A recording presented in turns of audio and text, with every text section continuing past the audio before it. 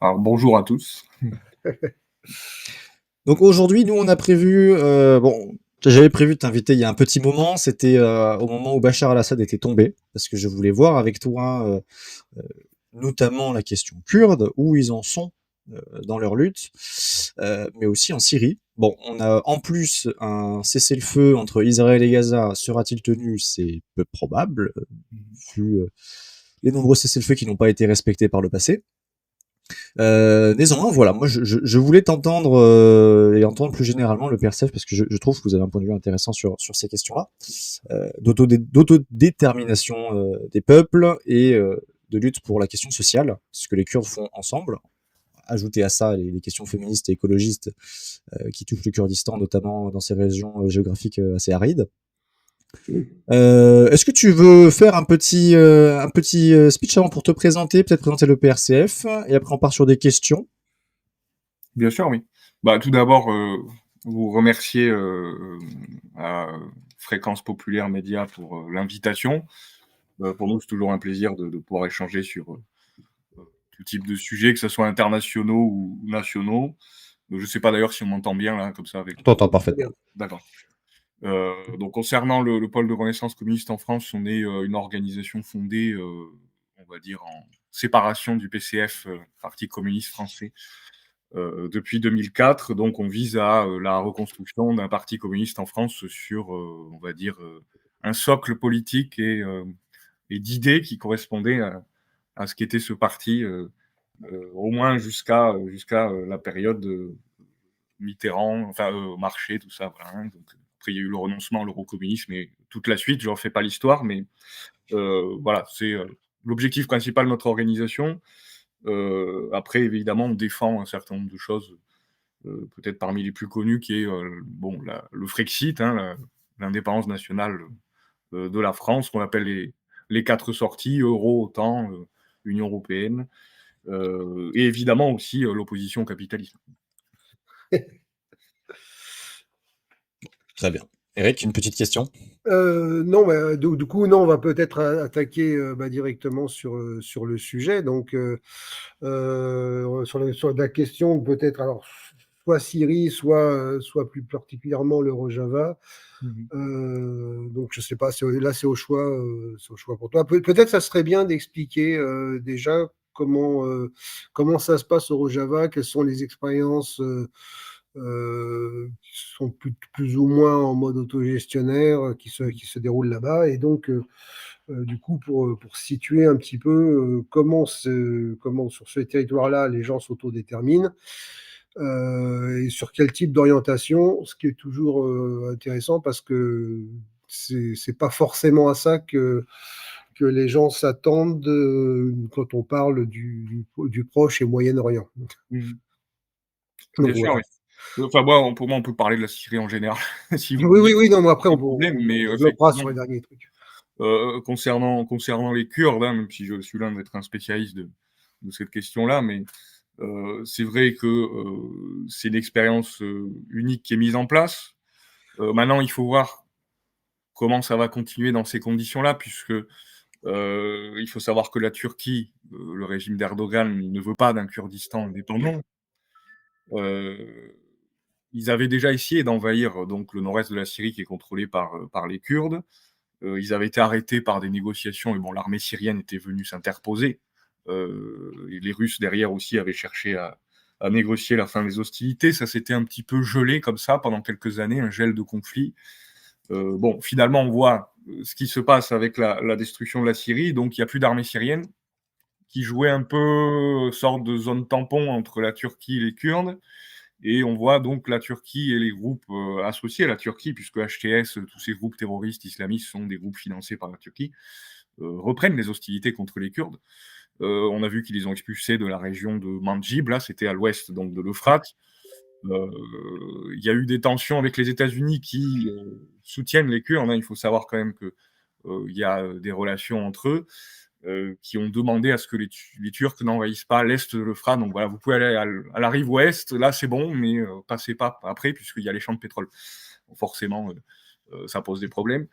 Donc il y a cette relation aussi ambivalente qu'il faut analyser entre les Kurdes, hein, puisque bon, il y a différents groupes, évidemment, on va pas tous les mêmes mettre dans le même panier, mais il y a cette association entre les Kurdes et les États-Unis qui sont présents, je rappelle, dans la région, avec la présence de l'armée des États-Unis sur une partie du territoire.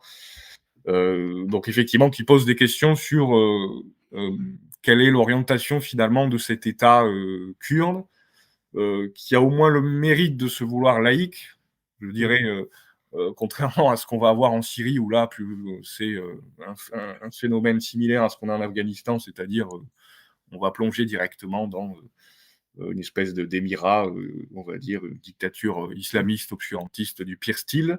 Je pense que, vu toutes les nouvelles qu'il y a eu dernièrement, ça fait que confirmer ce qu'on pouvait craindre après la prise du pouvoir de ces groupes-là. Hein. Bon, on pourra peut-être revenir dessus. Mais voilà, pour ce qui est des Kurdes, effectivement, il y a la question de savoir qui va les soutenir, comment est-ce qu'ils vont se maintenir sur place. Est-ce que vraiment les États-Unis vont les soutenir jusqu'au bout? Puisque déjà, quand la Turquie les avait attaqués, les États-Unis s'étaient retirés de l'affaire. Bon, là, ils ont un petit peu forcé face à Erdogan, mais jusqu'où vont-ils les défendre? C'est pas. Enfin, comme disait Kissinger, c'est dangereux d'avoir les États-Unis comme ennemis, mais c'est mortel de les avoir comme alliés. Donc, Après, l'État américain, donc on peut lui faire confiance là-dessus, je crois. Oui, truc avec les très Kurdes, lucide. c'est qu'ils sont divisés en plusieurs groupes politiques. Mhm. Le Rojava, on est plutôt sur un communalisme municipaliste. Mhm. Au nord, les Turcs du PKK, enfin justement chez les régions turques, on a un PKK qui certes est affaibli, mais qui reste quand même sur des bases plutôt centralisme démocratique, dans ce style-là. Au Kurdistan irakien, c'est la droite libérale kurde qui tient le gouvernement. Et en Iran, c'est un petit peu le centre, encore un peu. Il n'y a pas d'unité non plus chez les Kurdes politiques. Est-ce que ça peut évoluer? Ou est-ce qu'on va arriver sur une fracture? Est-ce que les acteurs différents jouent sur ces fractures chez les Kurdes pour que justement il n'y ait pas d'unité au Kurdistan? Bah, évidemment, côté turc, on sait quelle est la politique de Erdogan. Hein.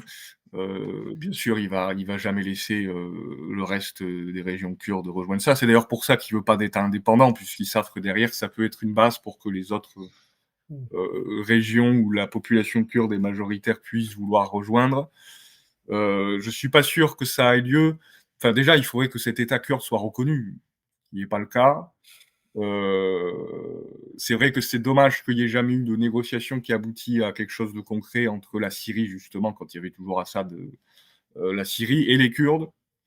Pendant toutes ces années, et finalement, ils ont laissé traîner un petit peu le problème. Il n'y a pas eu de résolution entre les Turcs et les Russes non plus.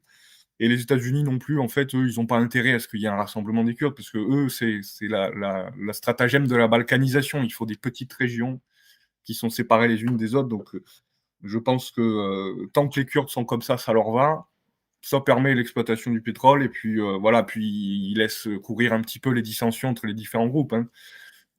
J'imagine qu'en Irak non plus, ça sera pas, il n'y aura pas forcément de volonté pour aller dans ce sens, puisqu'ils sont déjà très plus attachés dans l'autonomie que l'indépendance, il me semble, vis-à-vis de l'État irakien.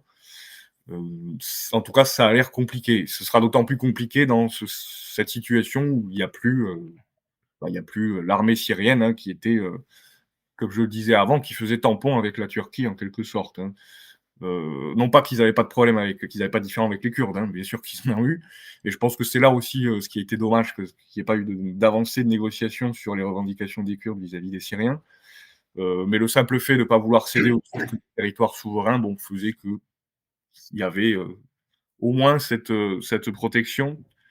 Voilà, bon, ça c'est les conséquences de quelque chose qui était que personne n'avait prévu apparemment, hein, puisque même les terroristes eux-mêmes qui ont attaqué Alep pensaient prendre Alep, mais ils ne pensaient pas que l'armée syrienne allait s'effondrer comme ça. Ça a été une surprise. Bon, je me suis dit, mais tant qu'à faire, autant faire l'objectif maximum. On prend tout le territoire. Oui, Oui, vas-y. c'est un peu compliqué en termes par rapport avec la Turquie, effectivement. Enfin, quand on regarde un peu la carte, en fait, ce qui se passait, c'est que la situation s'était vaguement stabilisée avec des zones où l'armée syrienne, effectivement, notamment à Kobané, et donc là, je pense qu'on va avoir d'après ce que j'ai compris, ça bouge de ce côté-là en ce moment, à Kobané ou Kameshlié, où on avait effectivement donc l'armée syrienne s'était interposée, et par contre, d'autres zones sont occupées par les Turcs, qui réclament en fait une zone tampon. C'est-à-dire, en gros, ils veulent vraiment un corridor sanitaire, enfin pas un corridor sanitaire, justement une barrière sanitaire pour pas qu'il y ait de mouvements qui se fassent entre effectivement la Syrie et la Turquie, ou bon, éventuellement avec l'Irak, ça serait la même chose, mais c'est un peu plus problématique. Donc déjà, il y a ce sujet-là. Il y a eu des combats effectivement qui ont eu lieu déjà hier avec des troupes hier ou avant-hier, pardon, avec des troupes effectivement qui sont inféodées aux Turcs, donc un peu plus au sud.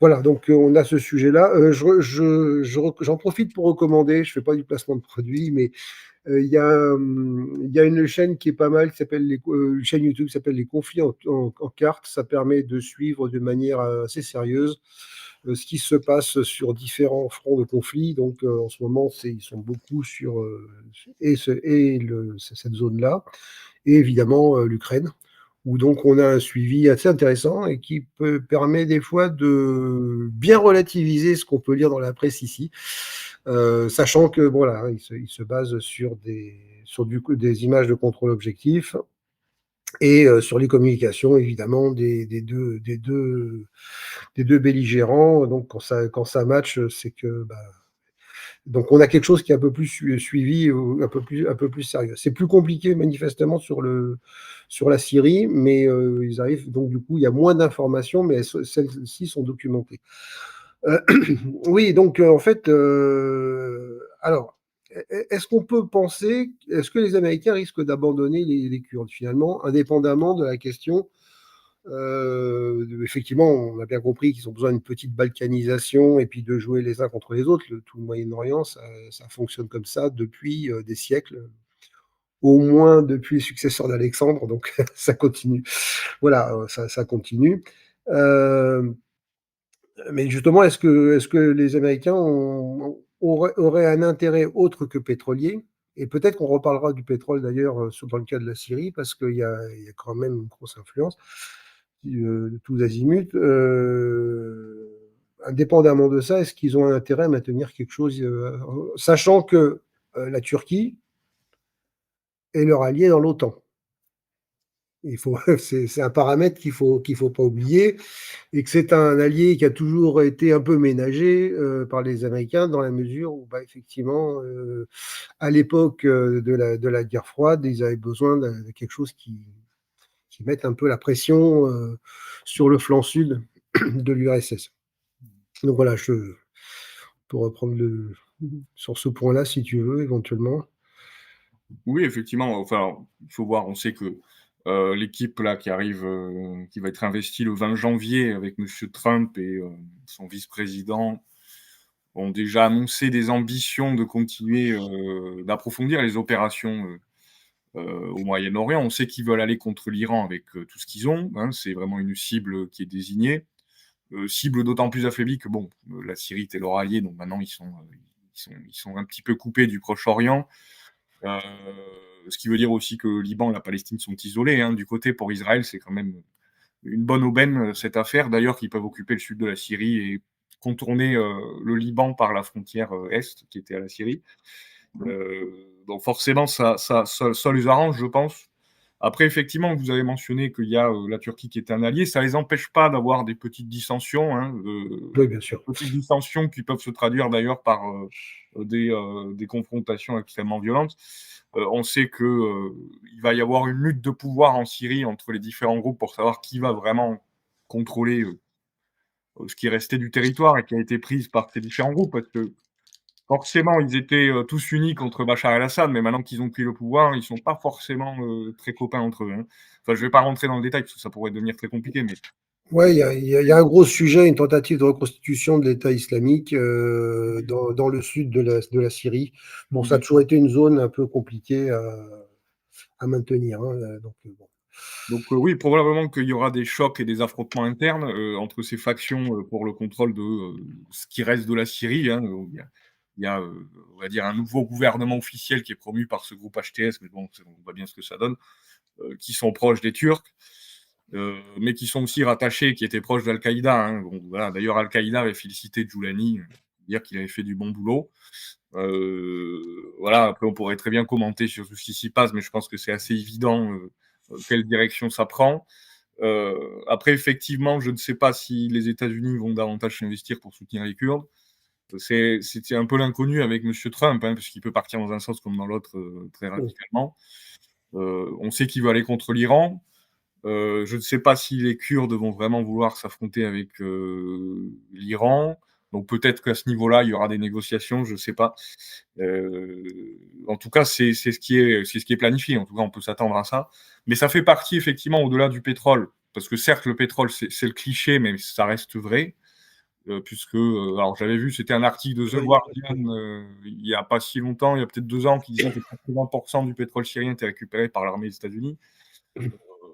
Bon, Bah, a priori, c'est pas des. Les États-Unis ont des troupes justement dans une zone pétrolifère en Syrie. Mmh. Oui, globalement, c'est l'Est, là, qui est occupé par les Kurdes, bon, ils en profitent, comme ils les soutiennent pour aller exploiter tout ça. Hein. Donc ça fait partie des accords, finalement, en échange de livraison d'armes ou de soutien logistique. Et au-delà du pétrole, on sait qu'ils veulent mettre la main sur la région. Ça fait partie de ces objectifs qui étaient tracés par Brzezinski dans son livre Le Grand Échiquier, hein, que je recommande à la lecture. Il y en a pas beaucoup qui sont traduits en français, mais ça a quand même le mérite d'être un discours pour l'élite. Hein. C'était pas destiné à la diffusion de masse, mais qui fixait bien les objectifs de l'impérialisme des États-Unis pour le XXIe siècle. Et effectivement, il y avait le domino au Moyen-Orient contre tous les régimes issus des indépendances, du nationalisme arabe ou du socialisme arabe qu'il fallait faire tomber.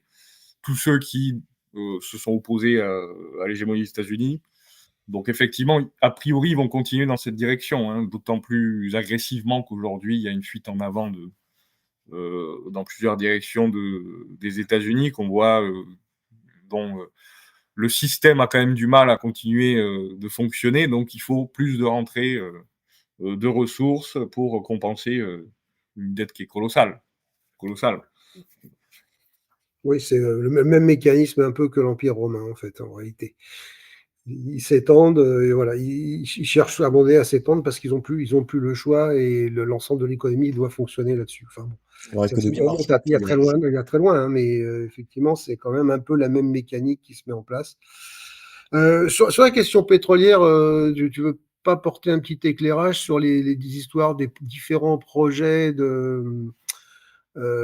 d'oléoducs qui avaient des projets concurrents, bien entendu, avec des intérêts différents, parce que ça explique, en fait, moi j'ai l'impression que quelque part les ennuis ont commencé vraiment pour la Syrie à partir du moment où il y avait des enjeux de faire passer 2 types d'oléoducs par leur territoire, et bon, et c'était 2 projets différents, en réalité. Je sais pas où. Bah, effectivement, on sait qu'il y a des concurrents, hein, puisqu'on sait que Israël avait des accords, il me semble, avec l'Arabie Saoudite. Donc il y a des projets concurrents entre la Chine et ces nouvelles routes de la soie qui voulaient construire un oléoduc. Il me semble qu'il y avait un projet qui pouvait passer par la Syrie. Bon, là, ça va être compliqué, forcément. Donc ça remet un petit peu en cause ce projet-là.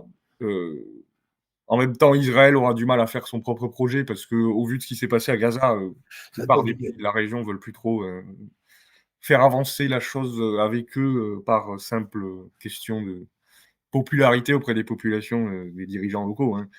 Et puis bon, il y a l'hostilité aussi de certains groupes qui laisseront pas faire ce genre de projet, comme les Houthis. Hein, on sait qu'ils sont très actifs contre Israël. Donc effectivement, ça risque de redessiner un petit peu la carte des projets, surtout que bon, on ne sait pas ce qui va se passer en Syrie. En réalité, si ce gouvernement-là va rester au pouvoir, est-ce qu'il va se renforcer, est-ce qu'il va être renversé par un autre groupe. Donc j'imagine qu'ils vont laisser tomber la plupart des projets qui passeraient par la Syrie, en tout cas, à moins que des accords soient passés. Ouais. Alors, Entre les pays que c'est HTS. Hein. c'est-à-dire, en fait, le problème qu'on a, là où passe un oléoduc, il y a un droit de passage. Typiquement, l'Ukraine n'a jamais coupé, enfin, avant le début janvier, il n'avait jamais coupé, par exemple, le passage du gaz russe par l'oléoduc qui passait sur son territoire. Ce qui n'est plus le cas, qui donc peut poser d'autres questions. Et donc, du coup, le gaz russe va passer par un oléoduc turc. Et effectivement, le gros sujet, c'était aussi, d'ailleurs, le gouvernement syrien, il n'est pas forcément intéressé, alors s'il est intéressé d'un point de vue financier, mais globalement, ceux qui sont intéressés, c'est ceux qui produisent et c'est aussi les consommateurs. C'est-à-dire que sachant qu'il y a des points qui sont un peu embêtants. Si on va chercher un peu du côté du Qatar, ils sont en bisbille avec l'Iran enfin, ils exploitent communément une même nappe d'hydrocarbures. Sauf que le Qatar pompe dessus allègrement, plus que l'Iran, qui en plus est soumis à des sanctions, donc qui peut en exporter un petit peu moins. Et donc, en fait, il y a toujours le risque que le détroit d'Ormuz soit fermé par l'Iran, etc. Donc, le Qatar a toujours cherché un plan B pour éviter le passage de pétroliers et par le détroit d'Ormuz, et aussi éventuellement par le canal de Suez. Donc, du coup, l'idée, c'était qu'effectivement, ils puissent relier la côte méditerranéenne. Donc, forcément, même si on fait un détour par la Jordanie, leur projet repassait forcément à un moment donné par, par la Syrie. Et à l'inverse, l'Iran avait exactement le même problème. Il se disait, ça serait bien si on avait un axe qui nous permettait de livrer directement la zone méditerranéenne. Et donc, du coup, c'était assez logique. Il y avait l'Irak avec un gouvernement qui est assez proche du gouvernement iranien. Et donc, le gouvernement alawite de Bachar el-Assad, donc du coup, qui lui avait l'accès sur les ports. Donc, du coup, il y a un terminal qui était prévu sur Banias. Du coup, et en fait, il y a ces deux enjeux, c'est-à-dire passer, pour le Qatar, il y a aussi la possibilité de rejoindre les oléoducs turcs aussi. Donc, du coup, quelque part, il s'était rapproché du régime syrien. Et puis, quand il a posé une fin de non-recevoir, les vrais ennuis ont commencé. Donc, du coup, on peut penser que le Qatar enfin, on a des bonnes raisons de penser que le Qatar a soutenu derrière la rébellion face à Bachar pour des tas de raisons d'opportunité qui sont plus des raisons financières. Il faut toujours penser à l'infrastructure qui détermine la superstructure. Voilà, donc du coup, c'est vrai qu'on a quand même ce gros sujet, et du coup, les manœuvres vont continuer. C'est-à-dire que probablement l'oléoduc qatari aura plus d'intérêt, enfin, a plus de vent en poupe peut-être qu'un oléoduc iranien, du coup. Là, en l'occurrence, c'est même un peu plié, quoi. Donc Les voilà. Turcs sont gagnants. Hein. Les Turcs sont gagnants. Ils veulent restaurer le monopole ottoman sur les Ouais. échanges Est-Ouest, et ça arrange les affaires d'Erdogan. Déjà, d'autant plus que là, maintenant, tout le pétrole russe passe maintenant par l'oléoduc turc, alors depuis le 1er janvier. Donc du coup, c'est un peu, la Turquie voudrait devenir un hub, quoi, en fait. Et la Syrie avait vocation à devenir ce hub. Donc bon, du coup, ils font de pierre deux coups. Et après, justement, puisqu'on parle de la Turquie, on sait que bon, donc notamment toute la poche de Idlib a survécu donc grâce à la Turquie. Et puis donc que les djihadistes de Daesh étaient soutenus à partir de Kobané à l'époque. Mais est-ce que quelque part, on n'est pas dans ce projet néo-ottoman où en gros Erdogan voudrait effacer en fait la réduction de la Syrie à son territoire actuel, qui date d'Atatürk, et du coup peut-être refaire remettre la main sur des territoires adjacents. Notamment, il a proclamé, et là ça concerne le Rojava, et il a proclamé qu'en fait il veut reconquérir Mossoul, et notamment, et aussi Kirkouk, puisqu'il y a une grosse zone pétrolière aussi. Donc, est-ce que c'est un projet réaliste d'après toi? Ouais, je ne sais pas s'il y a encore le temps sur ce sujet, parce que je voyais que Eric commentait, mais je réponds, c'est Ouais. oui. Ouais, évidemment qu'on connaît les ambitions néo-ottomanes de Erdogan, et d'une certaine manière, effectivement, la mainmise sur la Syrie, maintenant, leur permet d'avancer un peu leur projet. Donc, alors, simplement, le contrôle du corridor avec le littoral syrien pourra être utile. Je sais que ce qui avait bloqué les négociations entre justement la Syrie de Assad et le régime d'Erdogan, c'était justement qu'Erdogan demandait des concessions territoriales. Bon, maintenant qu'il y a des gens à eux au pouvoir à Damas, j'imagine que ça ne sera pas si compliqué que ça de les avoir, n'est-ce pas? Après, qu'est-ce qu'ils vont faire avec ça? Il faudra voir. Je pense qu'ils essaieront de garder le contrôle sur Damas et sur le reste de la Syrie. Puis, on sait qu'à Idlib, c'est déjà la Turquie, enfin, c'est l'économie turque qui a absorbé la région. Ça ne fonctionne que sur la base de l'économie turque, tous les services, quoi. Banque, électricité, tout ça. Ça a déjà commencé à être installé à Alep et dans plusieurs régions au nord. Donc, je pense que il pourrait y avoir des annexions de territoire. Après, reste la question sur le littoral des bases russes, parce que les Russes sont toujours là. Pour eux, ça serait stratégiquement une défaite de devoir se retirer de là, parce que c'est aussi un pont avec l'Afrique. Donc, je sais qu'il y a des négociations sur leur maintien ou non là-dedans, en sachant que l'état de la Syrie est tellement catastrophique que le groupe au pouvoir HTS semble vouloir négocier avec les Russes, alors qu'ils se sont mis sur la figure pendant toutes ces années. Mais en même temps, ils ont la pression de l'Occident qui dit si vous virez pas les Russes, on n'enlève pas les sanctions, donc vous restez sous blocus total. Donc, ils sont comme ça un petit peu, on ne sait pas ce qui va advenir des bases russes et de cette région qui est majoritairement peuplée d'Alaouites, qui était donc l'ethnie de Bachar el-Assad, qui évidemment font face à des nettoyages ethniques. Il y en a déjà plus de 150 000 qui sont partis sur le territoire russe, et je ne sais pas, j'imagine qu'il y aura des accords pour que cette population va devoir fuir le pays. Enfin, en tout cas, ça, c'est terrible, c'est terrible vraiment ce qui se passe. Donc, ça reste en suspens. Si les Russes se maintiennent, j'ai l'impression qu'ils vont chercher à négocier, mais ça, du coup, ça romprait la logique russe de jamais négocier avec les groupes islamistes, djihadistes jusqu'à présent. Il pourrait leur être reproché. Mais bon, il y a les intérêts stratégiques en jeu, évidemment. Après, le groupe HTS se présente un peu comme plus moderne, plus modéré, même si dans le fond, on a très bien vu les figures qui sont présentes dedans. Peut-être que les Russes joueront justement sur ça. Mais on a parlé d'impérialisme turc, russe, états-unien, un peu iranien. Bon, on a un cessez-le-feu temporaire entre Gaza et Israël. Mais Israël a envahi avait déjà il y a quelques années envahi le nord de la Syrie, le sud de la Syrie, pardon, et la reprend. Ce gouvernement d'extrême droite de Netanyahou continue d'avancer ses pions. Selon toi, jusqu'où ils vont aller? Je dirais jusque là où ils peuvent. Au maximum. Avec ce genre de régime, de toute façon, on connaît le projet du Grand Israël.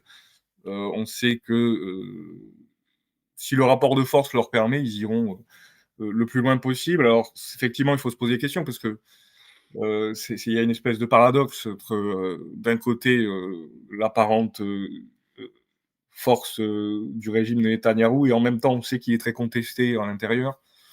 Bon, finalement, s'ils sont obligés de se retirer de Gaza en ayant dû négocier la libération des otages, c'est quand même une sorte de défaite pour eux. Puisque bon, la force brute n'aura pas permis de vaincre ces groupes armés palestiniens, donc ils auront, on sait ce qu'ils ont fait, qui était destruction systématique et des massacres systématiques de la population. Effectivement, en se basant sur l'historique de ce personnage et du régime israélien en général, on sait que les cessez-le-feu sont rarement respectés. Ça n'a pas été le cas avec le Liban. Donc, généralement, quand ils acceptent, en tout cas, ce genre de cessez-le-feu, c'est juste pour reconstituer un petit peu les forces, le temps de repasser à une autre offensive. Il se pourrait effectivement qu'ils soient... il y aura la question de savoir est-ce qu'ils vont essayer d'occuper et coloniser une partie de Gaza, au moins en tout cas le nord, Donc il faut voir ça, parce que bon, entre l'annonce du retrait des troupes et sa mise en place, il y a deux choses évidemment. On sait qu'ils ont ils ont officiellement annexé le Golan, hein, en profitant du chaos en Syrie, puis en profitant du chaos en Syrie, encore une fois, ils ont commencé à avancer des positions. Voilà, donc en général, en contournant la frontière avec le Liban par l'Est, et d'ailleurs ça les arrange, puisqu'ils savent que de ce côté-là, il n'y a pas vraiment de défense qui avait été mise en place par le Hezbollah contre eux, puisqu'ils ne s'attendaient pas à une attaque de ce côté-là, hein, évidemment. Donc pour le moment, Israël, en tout cas, la destruction de la Syrie, ça favorise les intérêts d'Israël, ils peuvent en profiter. Sur le plan de Gaza, on va dire qu'ils n'ont pas réussi à atteindre leur objectif. De toute façon, ils ne pouvaient pas réussir, je pense, à l'atteindre sur la base du fait que, on va dire, cette population va résister à tout, quel que soit le prix à payer. Finalement, ils vont survivre, hein, je veux dire. Donc, on va dire que l'Égypte avait refusé le chantage du nettoyage ethnique, d'accepter que tous les Gazaouis soient expulsés sur son territoire. Donc, dès lors, pour eux, il y avait l'option, c'est massacrer tout le monde et forcer les groupes armés à céder à leurs exigences, mais finalement, ils sont obligés de négocier. Donc, après, il faut voir encore une fois que Trump est investi, comment ça va changer, parce qu'on sait que c'est un soutien conditionnel de Israël. Il avait d'ailleurs même une petite colonie à son nom sur les plateaux du Golan, là, les hauteurs de Trump, hein, c'est rigolo. Il ira peut-être les visiter maintenant qu'officiellement c'est annexé, va-t-on savoir. Annexé, mais peut-être pas reconnu. Juste un point d'information, il y a l'Égypte masse des troupes à la frontière, dans une zone qui était théoriquement démilitarisée, donc ce qu'on appelait le corridor de Philadelphie. Donc du coup, les Israéliens ont déjà, eux, ont commencé par rompre cet accord-là, donc ils ont massé des chars tout en bas vers la frontière avec avec l'Égypte. Et l'Égypte, du coup, se dit non, ça sent mauvais. Est-ce qu'il serait pas tenté de refaire le coup du Golan, donc le coup de l'annexion du Sinaï? Bon, on va, à titre préventif, on va faire ce genre de choses. C'est possible aussi. Ce qui veut dire aussi que quelque part, la confiance règne pas entre deux pays qui sont globalement, qui ont réussi à faire plus ou moins la paix. Mais bon, on sent que ça va pas aller, que l'ambiance n'est pas au beau fixe non plus. Bon, indépendamment du fait peut-être qu'il faut calmer l'opinion publique égyptienne. Bon. Mais voilà. Oui, donc du coup, Tristan, tu as une autre question, je crois. Oui, alors c'était encore une fois par rapport à Israël, mais là c'est plus dans un constat ancien. Les différentes guerres qu'a menées Israël par le passé se sont réglées extrêmement vite, en réalité. Ils ont avancé très très vite sur la plupart des territoires, que ce soit le Sinaï, que ce soit le Golan, ou un peu partout où vous étiez allés. Là, ils s'enlisent. Sur à peu près tous les fronts. Alors que même derrière le plateau du Golan, il n'y a pas tant de combattants que ça syriens. Ils n'arrivent pas à avancer. On a vu quelques chiffres comme quoi leur matériel n'arrive pas à suivre, ils n'ont pas la capacité industrielle derrière pour suivre leur matériel qu'ils perdent, et les États-Unis fournissent pas assez. Est-ce que on arrive petit à petit à un scénario un peu à l'ukrainienne où le front va se bloquer, s'enliser pendant plusieurs mois, plusieurs années, et continuer d'avoir des réfugiés, des morts, des dizaines et des dizaines de blessés? Est-ce qu'on va vers ça?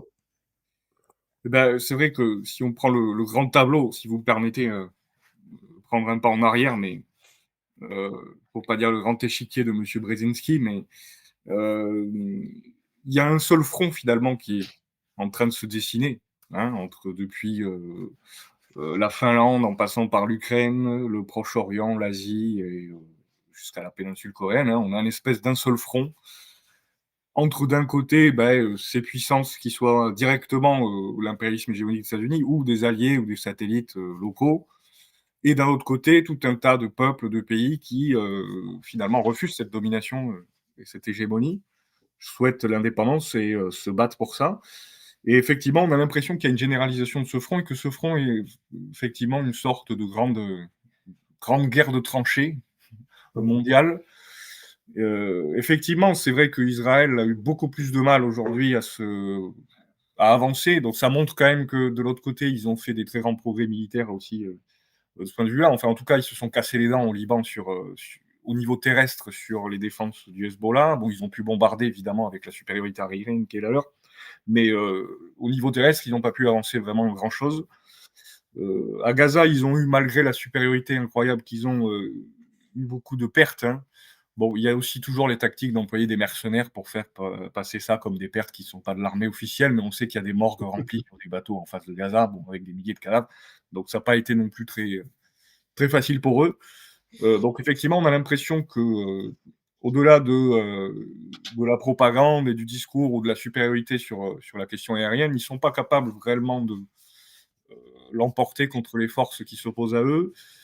On sait aussi que pour la première fois, Israël, bon, depuis l'année dernière, il a été démontré que le dôme d'acier n'était finalement qu'un slogan et qu'il pouvait être atteint directement à Tel Aviv, y compris par des roquettes du Hamas.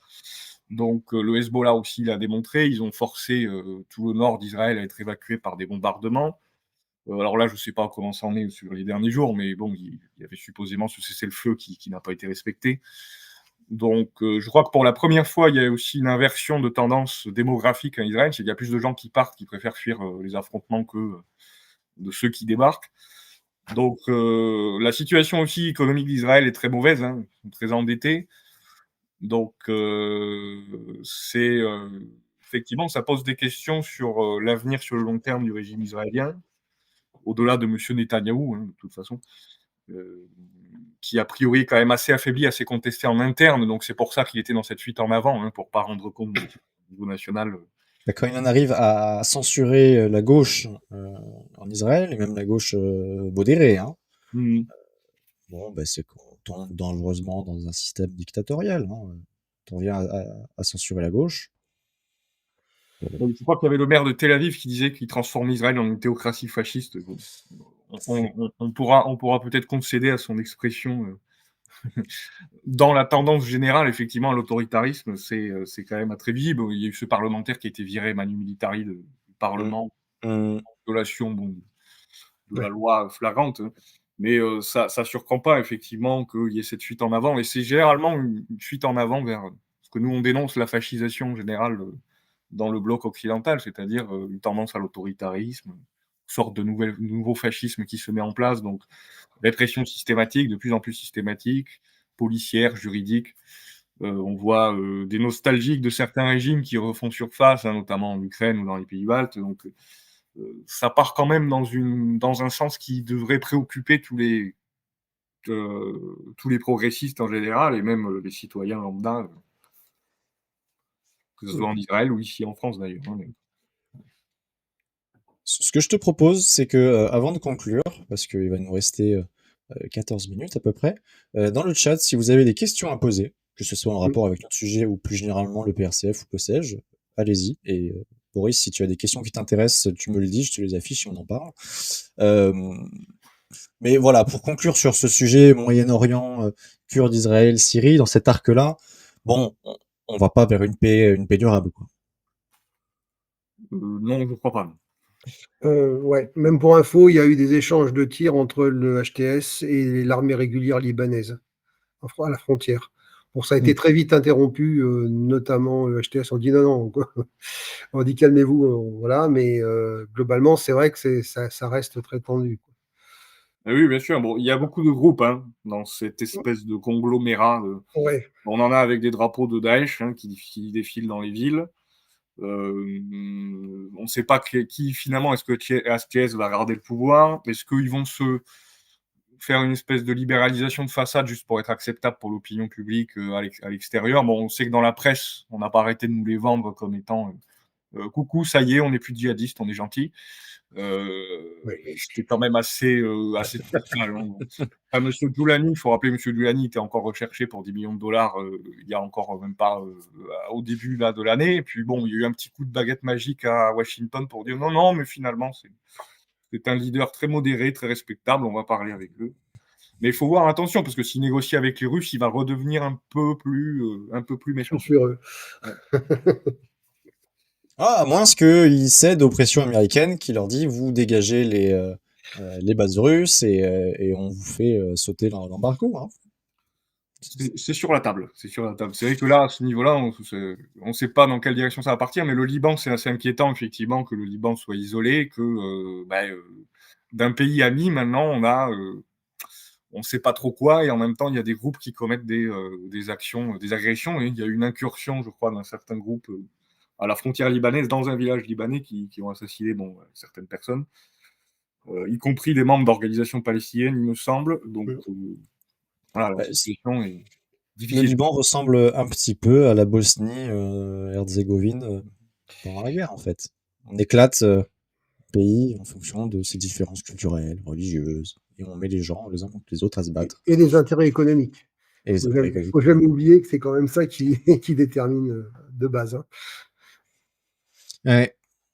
Enfin, je sais Bon, on pas attend si- vos questions. Bon, mais Hmm c'est dans le chat à droite, c'est ça? Exact. Ouais. Alors, attends. Les États peuvent disparaître, mais pas les peuples vifs et vigoureux. C'est pas parce qu'ils sont vifs et vigoureux, hein, je sais pas ce qu'ils arrivent à se défendre. Et les peuples sont vifs et vigoureux tant il faut aussi qu'ils soient armés. C'est-à-dire la naissance des États-Unis, c'est typiquement c'était ça aussi. Et la montée d'une opposition, d'une armée syrienne libre, c'était aussi peut-être lié à des financements extérieurs. Donc voilà, c'est plus compliqué c'est peut-être plus compliqué que ça. Est-ce qu'il y a un processus de désarmement, en fait, je pense aussi, qui est mis en cours par HTS? Est-ce qu'il vise pas surtout à désarmer des éventuels opposants quitte à les attaquer après et les éradiquer par la suite? Oui, c'est vrai que la décomposition de l'armée syrienne a été tellement rapide que toutes leurs armes ont été laissées sur place comme ça, y compris des armes très avancées de la Russie, hein. Donc, ils n'avaient pas forcément envie de les laisser entre les mains de certains groupes. Ouais. Je sais qu'Israël et les États-Unis, en fait, ont fait le travail de l'armée syrienne à sa place, c'est-à-dire qu'ils ont bombardé plein Ouais. d'entrepôts militaires abandonnés où il y avait toutes ces armes. Ça n'empêche pas qu'il y en a certains qui tombent entre les mains de ces groupes-là. Après, effectivement, il y a Daesh est présent. Après, je sais que HTS peut aussi labelliser certains groupes opposants comme étant de Daesh pour dire bon, vous voyez, allez bombardez-les comme ça, vous nous en débarrassez. Donc oui, voilà, il y a une conflictualité entre eux. Hein, ils sont pas du tout, il n'y a pas du tout de consensus. Simplement que ce groupe-là est majoritaire et bon, il a le soutien de la Turquie, ce qui est pas rien. Donc la démilitarisation, elle a déjà eu lieu, enfin elle a lieu, mais pas directement ou volontairement de Oui. la part de ce groupe-là. Mais effectivement, c'est préoccupant de savoir si certaines armes tombent entre les mains de ces groupes, qu'est-ce qu'ils vont en faire? Ouais. C'est-à-dire qu'on nous avait déjà vendu, si vous voulez, Ben Laden comme étant le combattant de la liberté, puis c'était génial en Afghanistan, puis bon, on a vu comment ça a tourné, quoi. Je veux pas dire que Monsieur Djoulani va faire un second round hein, sur ça, mais on ne sait jamais ce que nous réserve le futur. Bon, il nous reste 9 minutes. Est-ce que tu veux conclure sur quelque chose en particulier? Simplement, de manière générale, je dirais que On me demande une petite présentation plus large de votre parti, Ouais. peut-être oui. de ce qu'ils défendent, quelles idées. Tu parlais des 4 grandes lignes du PRCF, tu n'en as cité que 2. Peut-être les 2 autres. C'est les 4 sorties, non? Non, pas que. Pas que. Parce Tu m'avais que, parlé du Frexit. Tu Voilà, m'avais oui. parlé de la recentralisation, enfin du centralisme démocratique, repartir sur ces bases-là après un PRCF euro-communiste. Voilà. Qu'est-ce qui définit le PRCF en réalité? Je te laisse développer, tu as 8 minutes. Ouais. Merci. Bah, effectivement, oui, non, donc sur les 4 sorties, on a l'euro, hein, voilà, l'OTAN, l'Union européenne. Donc, voilà, on a les 3 sorties, les grandes sorties sur la question de la souveraineté, évidemment. Après, nous, en tant que communistes, effectivement, on pense qu'elles sont difficiles à mettre en place de manière définitive et vraiment achevée sans engager finalement la 4e sortie qui est aussi du capitalisme, c'est-à-dire qu'il faut le dépasser. Donc ça, c'est en analyse sur ce qu'est fondamentalement l'Union européenne, hein, et sur la base du fait qu'on ne peut pas se défendre, on ne peut pas défendre l'économie française ou même la souveraineté française sans engager cette rupture. Donc ça, c'est un des aspects fondamentaux.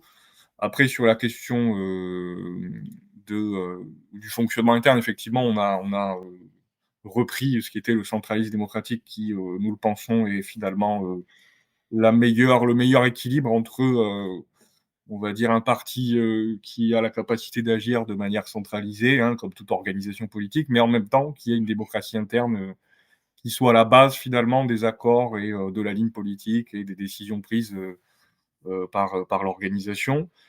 Donc ça, c'est quelque chose qui a été abandonné par le PCF, hein, qui est devenu aujourd'hui une organisation plus beaucoup très décentralisée, mais on voit que finalement il y a quand même un appareil de parti où il y a une direction qui finalement fait un peu ce qu'elle veut. Hein. Enfin, je sais que Fabien Roussel a fait parler de lui, pas forcément en termes positifs de la part des militants, puisqu'il faisait beaucoup de choses qui n'étaient pas dans la ligne. Hein. Alors il faut voir, puisqu'ils ont dit il y a une conférence nationale, ils ont dit que ça allait soi-disant se régler, on n'y croit pas trop, en tout cas on l'espère pour eux. Mais effectivement, pour nous, c'est important qu'il y ait ce respect interne de la démocratie interne. Finalement, la définition d'une ligne collectivement et qui ensuite est appliquée par les militants. Hein, voilà, donc ça, c'est sur le fonctionnement interne. Après, sur d'autres politiques, en plus des sorties, on pense que il faut, pour relancer l'économie française, relancer la production en France, hein, réindustrialiser. Comment, par exemple? Pardon. Comment, par exemple? Déjà, c'est pour ça qu'on remet toujours sur la table les 4 sorties. Je risque d'être fatigant avec ça, mais en fait, on peut pas faire de politique économique de l'État sans monnaie. Déjà, il faut une monnaie. Mettons, on est sorti les 3. Mettons, on est sorti les 3. On a réussi, on a fait tomber l'UE, l'OTAN s'est cassé la figure parce qu'on est sorti avec tout le monde, et j'en oublie un, l'euro. L'euro n'est plus un problème. Vers quel système économique on va? C'est intéressant ça comme débat aussi. Alors l'idée, justement, si on a tout ça, effectivement, ça va faciliter les choses puisque, si vous voulez, l'État peut impulser du coup le réinvestissement dans le tissu industriel national. On peut aussi avoir une protection puisqu'il faut comprendre aussi, on n'associe souvent pas les deux, mais que le libre-échangisme nous coûte cher. Donc en fait, on a ce marché européen commun qui est en fait une concurrence déloyale et on sait très bien à quel point c'est mortel pour les producteurs français, quels qu'ils soient. Et en plus de ça, comme il n'y a plus ces revenus, parce qu'avant il y avait les revenus des taxes douanières de l'État, hein, jusqu'à l'abandonnement progressif avec le marché commun dans les années 60, le traité de Rome, 1957. Donc il y avait ces taxes douanières, qui servaient à financer l'État, donc il y avait moins d'impôts. Ils ont abandonné les taxes douanières, donc ils ont mis plus d'impôts sur la population et les producteurs. Donc vous payez, vous êtes doublement punis. Vous payez pour compenser les taxes douanières qu'il n'y a plus, et en plus vous avez face à vous la concurrence déloyale. Donc on pense qu'en sortant de cette logique, on peut reconstituer un cadre où ça pourrait être productif, enfin beaucoup plus facilement rentable pour les producteurs français de produire. Après, on pense qu'il faut une intervention d'État dans les secteurs stratégiques. Hein. Nous, on est pour, comme on dit, nationalisation des secteurs stratégiques. Donc il y en a qui étaient déjà nationalisés avant, qui ont été privatisés partiellement ou pas. Donc il faudra revenir là-dessus. Mais on pense que l'État doit jouer un rôle central dans l'intervention de l'économie. Ça ne veut pas dire que tout doit être nationalisé. Hein. Je veux dire, on ne va pas nationaliser le salon de coiffure ou. Je te prends un exemple. Juste avant, on a quelqu'un qui fait de la production à Perpignan de textiles. Quand on regardait les prix, je suis pas sûr que tu es arrivé à ce moment-là. 36 € un t-shirt, un maillot de bonne qualité, fait en France avec du textile français. On l'a à 5 à 6 € venant de Chine. Ça peut être justement intéressant de sortir de ce marché mondialisé et de taxer ces produits-là, qui soient au moins au même niveau que les produits français. Comme ça, vous avez au même prix, de la meilleure qualité, produit en France. Ça vous permet de mieux rémunérer les gens. Bon, après, je sais que vous, on est plus sur les socialisations des moyens de production, évidemment. Mais ça nous permet de reconstruire notre industrie, augmenter les salaires et, en réalité, mettre de la démocratie au sein des entreprises. En Oui, gros, c'est ça. oui, oui, oui.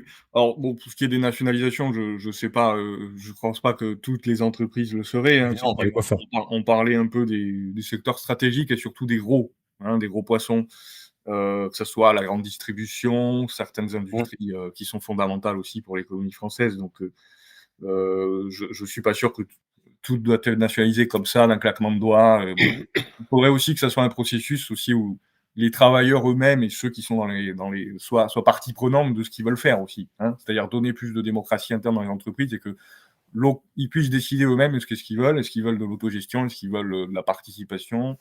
Il ne s'agit pas de le faire avec un canon sur la tête, hein.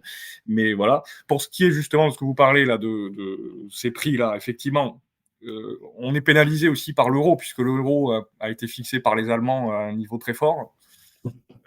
Et nous, pour l'économie française, c'était mortel, ça a été mortel. Enfin, il suffit de voir un graphique sur la balance commerciale depuis l'introduction de l'euro, c'est comme ça. Voilà. Donc, je ne dis Pour pas que l'économie italienne aussi, d'ailleurs, hein, ça a joué pareil. L'Italie a été pénalisée de la même façon oui, oui, oui. et Oui, oui, l'Espagne bien sûr. également, quoi. Bien sûr, bien sûr. Ben, en fait, beaucoup de pays européens ont souffert de ce marché européen et de cette Union européenne et de l'euro en général, en faveur, en partie de l'économie allemande. Donc ça a été terrible et des investissements des États-Unis, bien sûr. Donc si on sortait de l'euro, on peut avoir une monnaie sur laquelle on fixerait le taux de change. Et je sais qu'il y avait des politiques avant, quand il y avait encore le franc, que c'était régulièrement utilisé par l'État français, c'était de faire de la dévaluation compétitive de la monnaie. Du coup, pour essayer de faire baisser le coût des marchandises et y compris à l'étranger, favoriser les exportations. On pourrait dire que c'est un peu de la triche financière, mais bon, plein de pays le font. La Chine le fait. Ah, c'est un classique, hein. Donc c'est un classique. Mais du coup, nous, on peut plus le faire à cause de l'euro et de l'Union européenne. Et dans le cas de l'économie française, où on était peut-être sans doute moins compétitif que des grandes puissances industrielles, que ce soit l'Allemagne, la Chine, le Japon, les États-Unis, on n'a pas vraiment le choix, hein. On est obligé de faire ces stratégies-là si on veut défendre une industrie nationale. Donc, entre ça et du protectionnisme plus classique, effectivement, ça pourrait effectivement changer la donne pour le producteur français. Donc, il y ait moins de concurrence, plus de soutien aussi de la société ou de l'État et des banques pour ça, et une protection aussi à la fois entre la monnaie et les taxes douanières face au marché mondial. Donc, voilà, après, c'est une tendance qui peut évoluer avec le temps, puisque les pays qui sont très compétitifs aujourd'hui, on sait que leur productivité augmente, donc finalement, euh, les salaires augmentent, tout augmente, hein, c'est le cas de la Chine. Donc aujourd'hui, je pense que peut-être d'ici quelques décennies, ils seront beaucoup moins compétitifs qu'aujourd'hui, mais c'est la tendance générale de. Ils le sont déjà beaucoup moins aussi, hein. On voit cette Ouais. différence entre il y a 20 ans où il y avait absolument toutes les industries qu'on pouvait imaginer à bas coût. Maintenant, ils se dirigent beaucoup plus vers les nouvelles technologies. On a des immenses industries de nouvelles technologies. La Chine fait ce pari aussi de se moderniser et tout ce qui est à bas coût part vers la Birmanie, vers le Bangladesh aussi. L'Éthiopie. Voilà, oui, bah, l'atelier du Mm. monde de demain, ce sera plus la Chine, mais l'Afrique, hein, voilà. Mais bon, au final, c'est les mêmes problématiques. C'est l'industrie se Tout à fait. déplace, ça s'industrialise, le niveau de vie s'élève, et puis. Puis ça se Alors, désindustrialise, ça se casse la figure.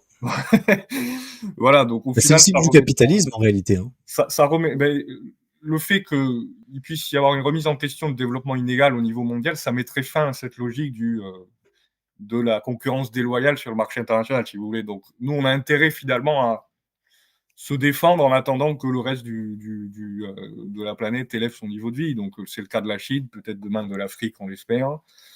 Et il n'y aura plus de logique ou d'intérêt finalement à l'exploitation étrangère demain. Mais bon, ça peut prendre du temps, hein, ça ne va pas se faire comme ça du jour au lendemain, Ouais. évidemment. Ce ne sera pas un chemin semé de roses. Non plus, non plus, oui. Non, C'est oui. sûr. Un petit mot de la fin, une petite conclusion, Eric, si tu veux dire quelque chose, et après on passe la parole à Boris et nous aurons. Non, j'avais vu une question qui avait été soulevée, il faut que je remonte un peu, et du coup, c'est comme il y a des choses qui sont passées dessus. Oui, donc j'avais une question, bon, c'est classique. Quelle est la position de PRCF sur les questions de propagation et de diffusion d'idéologies mortifères qui ne se remettent pas en question, comme le sunnisme, par exemple? Bah, on pense que c'est préoccupant de voir l'influence qu'ont certains de ces mouvements en France, enfin, c'est évident qu'il y a eu une dérive politique, diplomatique de l'État français et en général des médias qui sont quand même très alignés sur les éléments de langage de Tel Aviv. Hein. Enfin bon, si on se rappelle encore l'époque Chirac-Villepin ou même un peu avant, bon, on voyait qu'il y avait quand même beaucoup plus de positions un peu plus équidistantes ou non alignées, comme on pouvait dire, sur certains de ces sujets, où on allait être des deux côtés, essayer de travailler à la paix réellement. Hein. Bon, là, il n'y a plus de travail pour la paix. Même si Netanyahou a humilié M. Macron à plusieurs reprises, bon, après, il a essayé de se venger un peu sur le Liban, mais on voit bien que ça va nulle part. Il n'y a plus de défense de la diplomatie française, donc voilà, donc d'un côté, ils vont pas condamner ce qui est fait à Gaza, mais ensuite ils vont condamner d'autres choses, donc les deux poids, deux mesures, ça a fait perdre toute crédibilité à la France en tant que ça, c'était une puissance diplomatique, la France considérée à l'international. Maintenant, après le passage de M. Macron, je crois que malheureusement, on peut plus s'en enorgueillir. Il va falloir tout refaire, hein, entre guillemets, si on veut de nouveau gagner la confiance des internationaux.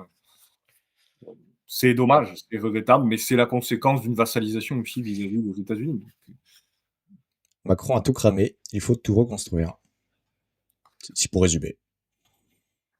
En quelque sorte, je pense qu'il reste encore des choses. Il a pas eu assez de temps pour tout cramer. On est quand même un pays résistant sur certains sujets, malgré tout. Hein. Mais c'est cette Ça craque d'un peu partout. Hein. Mmh. Sécurité sociale craque, les retraites craquent. Enfin, ils le font craquer exprès. Hein. C'est pas le système en lui-même qui craque. Hein. C'est eux qui remettent une pièce dans la machine à problème. Mais j'espère qu'on va pas se retaper encore les mêmes personnes en 2027 ou avant si Macron décide de démissionner, ce qui est très peu probable. Voilà. Sans doute qu'il va sortir avant, et d'ailleurs on l'espère, et je pense que ce serait au moins vous pensez une conclusion positive. Oui, non, je pense que c'est vu comment ça va se passer. Enfin, le gouvernement de Bayrou ne tiendra pas très longtemps, et je crois que M. Macron, enfin les options de M. Macron sont en train de se réduire à pas grand-chose. Je pense que tu as raison sur cette question-là. Bah, dans tous les cas, je vous remercie pour cette interview. C'est toujours un plaisir d'échanger. Le plaisir est partagé sur des sujets intéressants. On discute d'un truc, puis on passe sur autre chose, et puis on continue d'apprendre. Le plaisir est partagé. Ok. Bon, bah, on va prendre congé du coup, et on remercie donc nos auditeurs. N'oubliez pas, vous connaissez le traditionnel de liker, partager, etc. C'est très bon pour diffuser, les idées qui s'évoquent ici, et puis deux, ça permet aussi de faire monter la chaîne en tendance, ce qui est pas une mauvaise chose dans la mesure où derrière, en face, nous avons affaire à des organismes de presse, à des machines de guerre qui livrent toujours plus ou moins la même propagande et pour les mêmes intérêts. Donc, pour les intérêts qui ne sont pas les nôtres, justement. Bon, merci tout le monde. On se retrouve alors demain. Vous retrouverez Georges et Pedro pour une nouvelle émission dans la matinale à 9h45.